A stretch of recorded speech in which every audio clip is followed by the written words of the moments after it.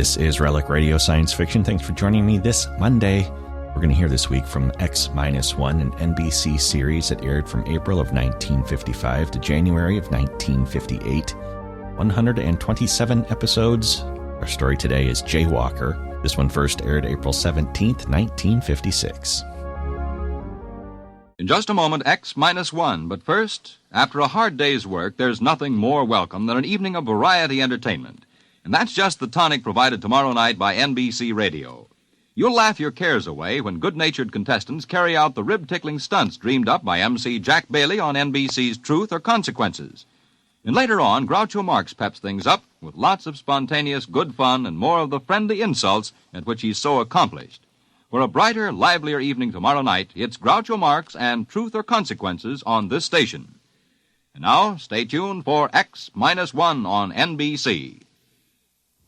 Have a nice trip. Your seat number is 15. Next, please. Countdown for blast off. X-5, 4, 3, 2, X-1, fire.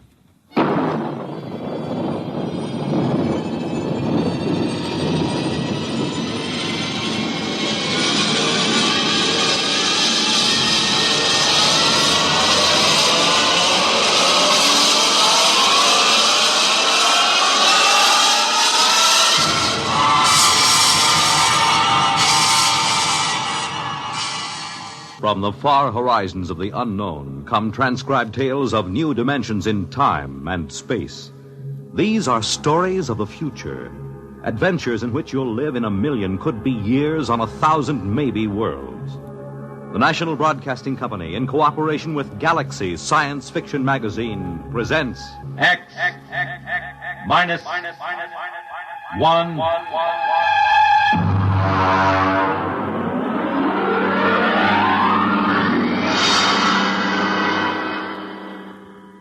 Tonight's story, Jaywalker, by Ross Rocklin.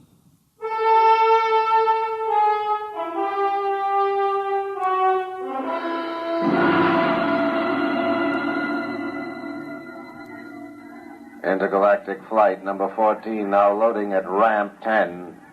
Intergalactic flight number 14 now loading at ramp 10. Please have your flight validation. You walk from the waiting room down the long ramp number 10.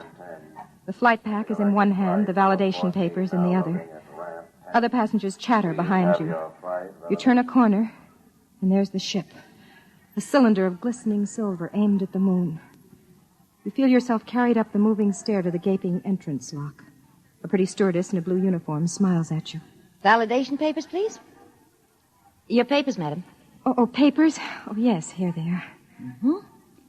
Mrs. Marcia Foster. You feeling well, Miss Foster? Yes, quite well, thank you. We have to make sure. Once in a while, somebody slips aboard with another person's validation papers. What difference would it make if I felt well or not? Great deal, I'm afraid. You see, the effect of a free fall in space without gravity can do quite a bit of damage in certain glandular conditions. I see you've passed your physical. Yes, I'm quite all right. Fine. Have a nice trip. Your seat number is 15. Next, please. You walk down the carpeted aisle to the plasticon seat. Her words make a ringing pattern in your brain. Are you feeling well, Mrs. Foster? Mrs. Foster's feeling quite well, thank you. Mrs. Foster has passed her physical examination. There's only one thing wrong with the picture. You are not Mrs. Foster.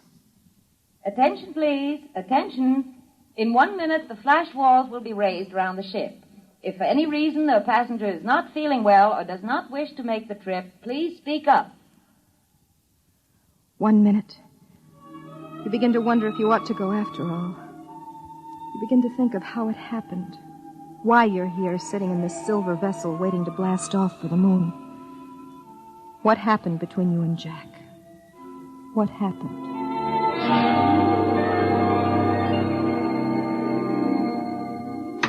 Honey, I'm back. Jack, oh, darling. Oh, you miss me? Did I miss you? Oh. I brought you a little present from the moon. What is it? Open it and see. All right, I will. Try it on. Oh, it's beautiful. Took us 2 hours to pick it out. Us? Oh, me and Sue. Sue Egan. Well, who's she? Well, the stewardess on the ship. Oh? Well, how long has she been on the Earth-Moon run? Oh, I guess it's about a year now. It's funny you never mentioned her. Oh, haven't I? Well, what's the difference? It just seems odd. Hey. What? Well, you're not jealous, are you? Is she pretty? Oh, monstrous. 4 feet high and 3 feet around. And she has a big blue eye right in the middle of her forehead. Oh, you're insane. Come on, how about a kiss? No. Oh, lady, I've been away for 4 months. Sorry. I guess I'll just have to go back to Sue Egan and her 3 blue Oh, eyes. in that case. Here. Oh. I have been away a long time. Jack, I want to talk to you about that. Okay. But could it wait till tonight? I am taking you to dinner, Mrs. McLean. I'd rather talk about it now. Okay. Jack, we've been married for 6 years now. Is it that long? 7 in July. For the last 2, you've been skippering that rocket to the moon. I know. 3 weeks at a time, with only a week in between. Well, I do get a month vacation Jack, besides. that is no kind of life. Oh, Marcia, I don't know what I can do about But you it. haven't tried to do anything about it. I guess you're right. Do you intend to try? Marcia... But I need to know. Marcia, flying is my whole life. But it isn't mine. I'm not going to spend 3 weeks out of 4 sitting here wondering if you'll come back alive. Oh, now that's ridiculous. Is it? What about my father who died on the Elsinore when it missed Mars? Your father died as the result of a space maneuver that no pilot in his right mind would try. They missed the planet. That could happen to anybody. They missed it because they tried to warp the ship around. I'm afraid I don't understand. Well, it isn't very hard to understand. A spaceship takes off with everything calculated to the last decimal point. It has exactly enough fuel to take it to a planet if it follows an exact course, an ironclad mathematical orbit. Well? Well, there was a Jaywalker aboard the Elsinore.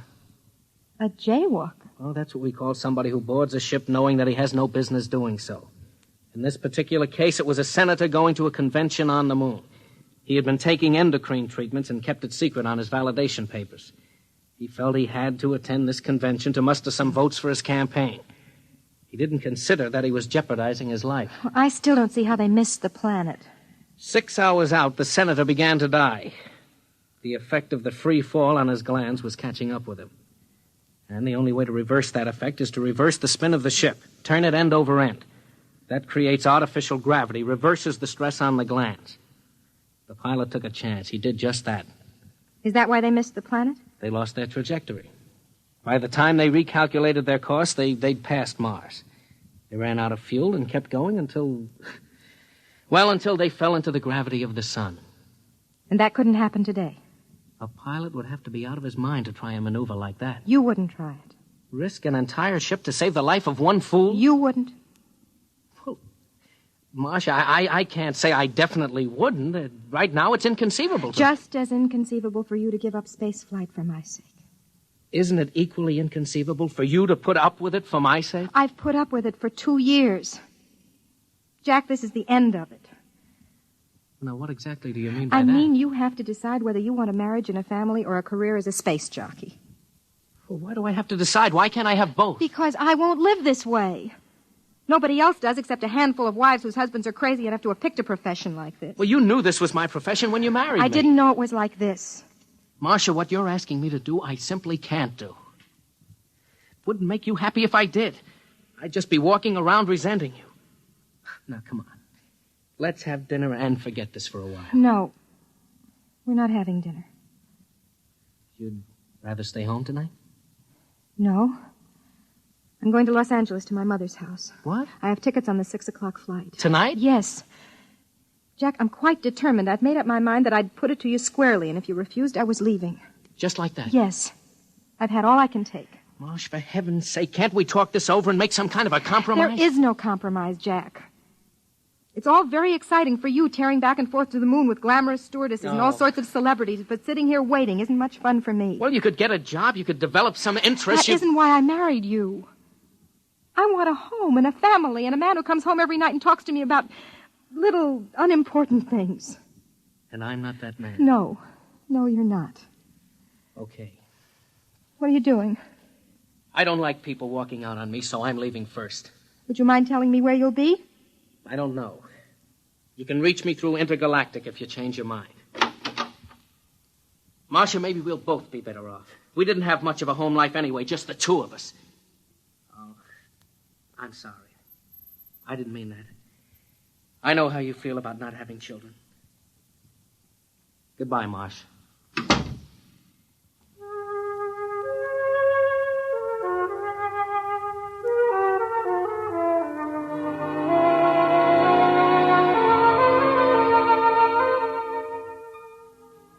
There it was. You learned when you came back from Los Angeles 2 months later that he'd been seen in the company of one Susan Egan, stewardess for Intergalactic on numerous occasions.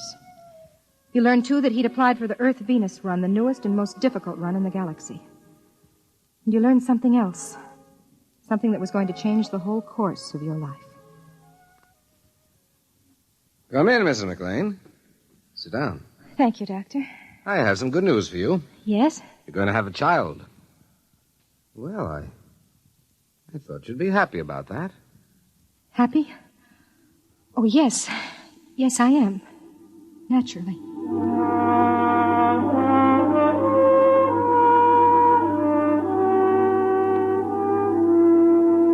You debated for a long time, and then you called the Intergalactic office. Mr. McLean was out on the Earth-Moon run. He'd be back on the 12th, but only for an afternoon. He was taking off again immediately. They were so sorry. You were sorry yourself. It seemed as if life would not be worth living without Jack, especially now with a child on the way. You had to talk to him, to be with him. That was when you first began to formulate the idea of going to the moon with him on this run. Attention, please. Attention. We're about to count down for blast-off. Fasten your seat belts and recline back as far as possible. The next sound will be that of the first stage rockets heating up. Do not be alarmed by the vibration of the ship. From the bulkheads overhead everywhere comes the deep rumbling sound. Some of the passengers look anxious, some excited. Some leaf casually through magazines as they lie on their backs in the reclining seats. Those of you who've never been in rockets will find it an experience that will make you proud to belong to the human race. Countdown for blast-off. X minus 5, minus 4, minus 3, minus 2, minus 1, 0.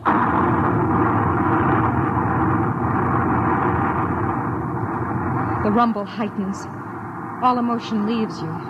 Cold, ravening fear takes over. You try to close your eyes, your ears against it, but your mind won't respond. You look out the port, and the scene is suddenly splashed with a rushing sheet of flame that darkens the sky and is torn from your vision. It's snatched away. The buildings, the trees, the roads vanish. A great, soft, uniform weight presses down on you. You push with all your might, but it smothers you, presses you back, drives your blood down, down inside of you. And then, quiet. We are now 102 miles over New York City. You may unfasten your safety belts. The pull of gravity will no longer trouble you. You unfasten the safety belt and sit in the seat, wondering what to do next. Ladies and gentlemen, welcome to Intergalactic Flight number 14 out of New York Rocketport, destination Moon. I'm your hostess, Miss Susan Egan. Your pilot for this flight is Captain Jack McLean. Our position at the moment is approximately 550 miles above Earth, and in less than 1/2 hour, we'll be in free fall, completely without gravity. Our speed is currently 29,000 miles per hour. We should arrive at Moonport at exactly 6 p.m. tomorrow, Earth time. I wish you a pleasant voyage. If there's anything you need, Intergalactic is at your service.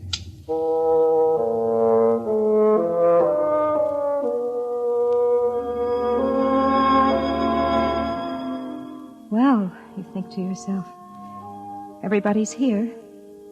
Your husband, his loved one, and his wife.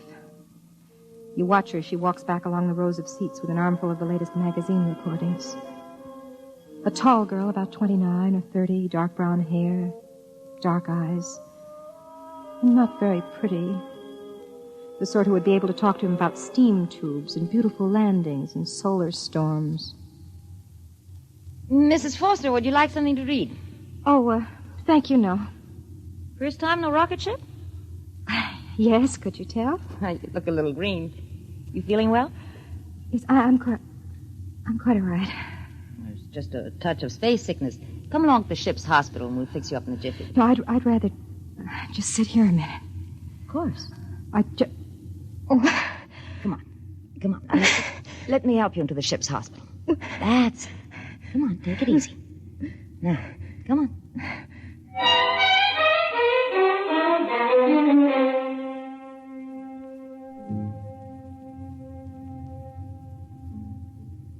Now, you just lie down there. How are you feeling? I'm scared. There's nothing to be afraid of. I think there is. What is it? I'm pregnant. What? I faked my validation papers. Do you know what you've done to yourself? I hoped it wouldn't affect me. There isn't much I can say, Mrs. Foster. I'll have to tell the captain naturally. But would it be... could I tell him myself? If you'd rather, I'll call him. Stewardess to captain. McLean, what is it, doll? Jack, there's a passenger in the ship's hospital. Well, what's up? You'd better come down here. Well, look, Susie, I've got my course correction I think you'd better come right down. Okay. Charlie, take it, will you? I'll be right back. He'll be here in a minute or two.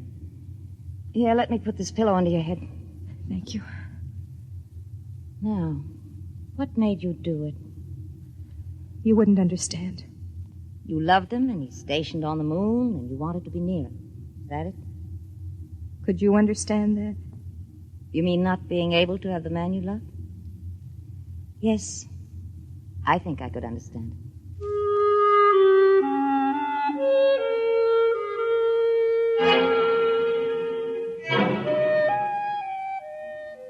You wanted to scream at her, to claw at her face.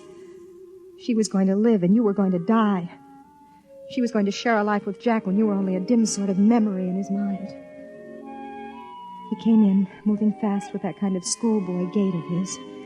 His dark face was frowning, but handsome as ever. Now, just why did you... Marcia, honey. Hello, Jack. Well, what are you doing aboard? Sue, this is my wife. Marcia, this is Sue Egan. Oh, hello. I'll be getting out. Excuse me. What's going on? Jack, sit down. I want to tell you something. I'd like to say something first, Marsh. I've had a chance to do a lot of thinking lately. And if you think we could work it out, I'd like to try again. You mean that? Yes, I do. What about Miss Egan? Sue? What about her? Well, I thought... I heard... I'm very fond of Sue. Yes, I thought you were. But she isn't my wife. You are. Was. What do you mean? I'm going to die, Jack. Marcia, what are you talking about? Jack, I'm pregnant. You see, we're a little too late. Did you know this when you came aboard? Yes? But weren't you aware that... What about the physical? I used another woman's validation papers. I paid her for them. Why, Marcia? How could you do a thing like that? I don't know. All I knew was that I had to see you. I had to be with you. If you'd only told me. I couldn't reach you. Didn't you know what would happen if you took a rocket flight? I know. I thought somehow it wouldn't happen to me. I didn't know that pregnancy was affected. And if you had? I would have come along anyway. I suppose in a way I'm to blame. I'm the one who walked out. Now, don't take the blame on yourself. I'm over 21. Marcia, what did you hope to accomplish by this? I'm not sure. There's only one possibility. Possibility? Yes, excuse me. Miss Egan. Yes? Come into the ship's hospital, please. Bring Petrocelli from maintenance. Tell him to come up here with a crescent wrench. Yes, Captain. What are you going to do? Do? Nothing much. I'm going to warp the ship around, that's all.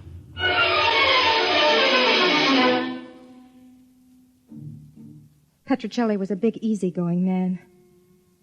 Jack left me alone with him and Miss Egan while he went back to the control room.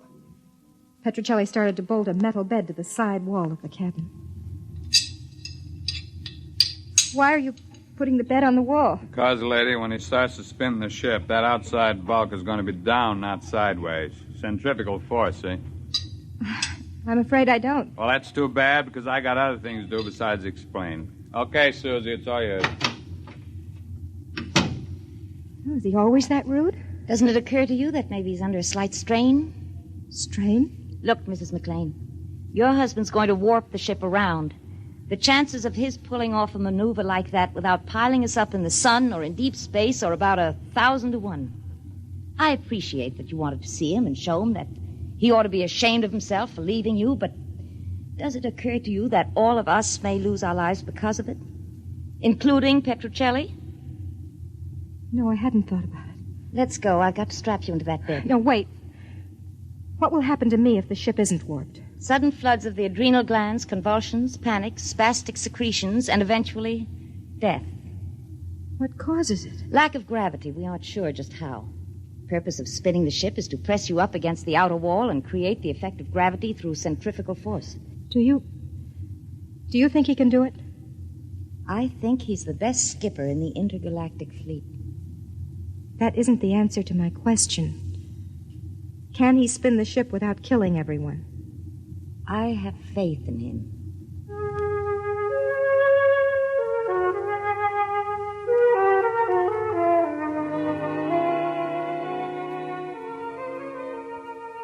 She loved him. She had faith in him.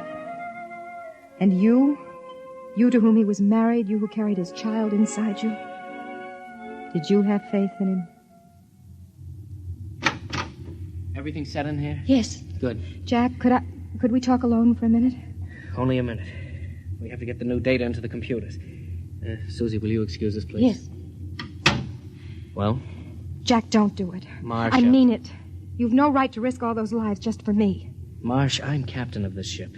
I do as I see fit, and I can't do otherwise. But it isn't fair to them. It isn't fair to you.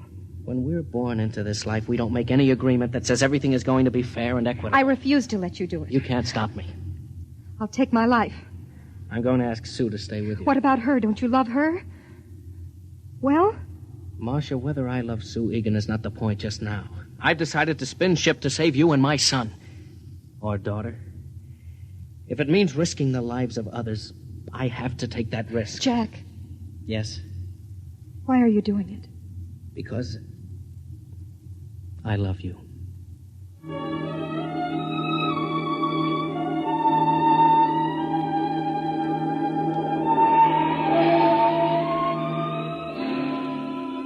It seemed to me during the next hour, through the haze of the drug they gave me, that I could see him.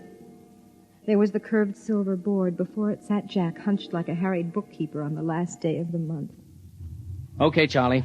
We'll come to the moon obliquely at 0.307. We pass it, stop, spin the ship over once to check speed. Then put the tail down when we feel gravity at 7.035. And if we can do it with the fuel we've got, it'll be a miracle. All right, start the calculators. Engine room, reverse tubes. Reverse tubes. Wait for new course vector 7073. Ready for new course vector. Set firing formula 2635726. Firing formula ready. Coming into course vector. Counting down. 7077. 76. 76. 75. 75. 74. 74. 73. Fire.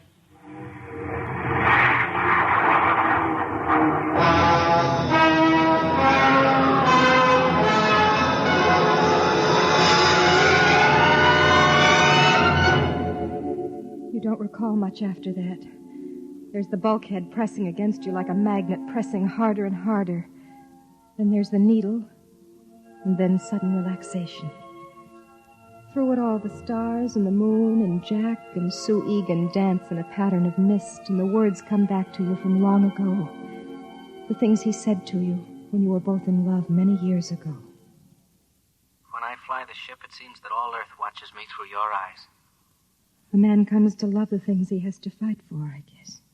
How is she? Hold tight, Marcia. Hold tight to me.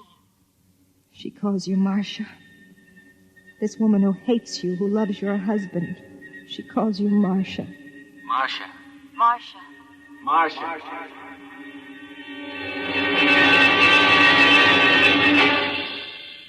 Marcia. Oh. Marcia.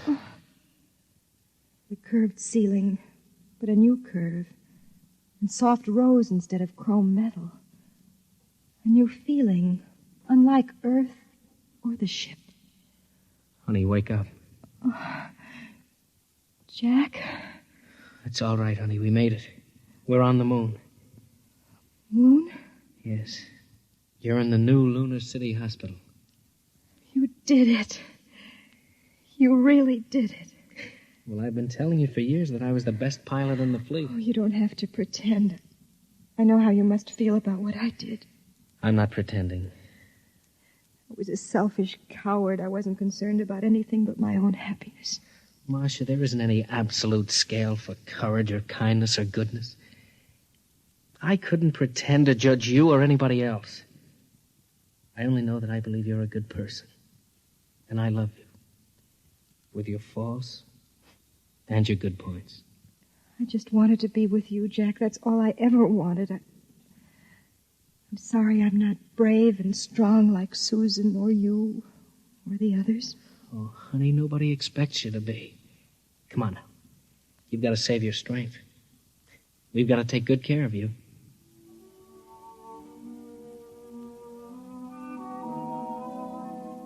He reaches down and touches your lips with his fingers. It's like a benediction. You know that you'll never again question his right to do the things that fulfill him. To take a silver ship above the earth and guide it to new planets. Our child will be born on the moon, you whisper to him, and our grandchildren in the stars.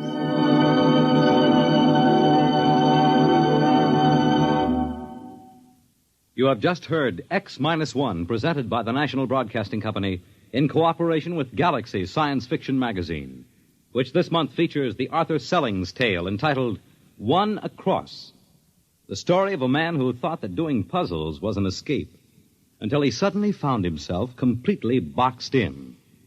Galaxy magazine on your newsstand today.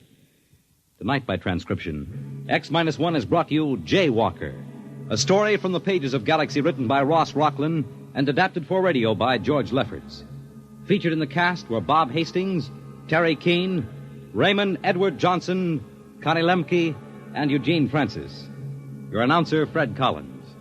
X-1 was directed by Daniel Sutter and is an NBC Radio Network production.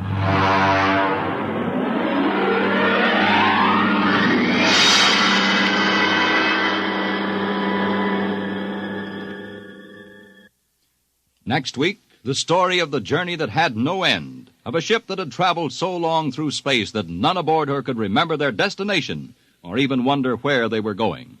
Listen for The Sense of Wonder next week on X-1.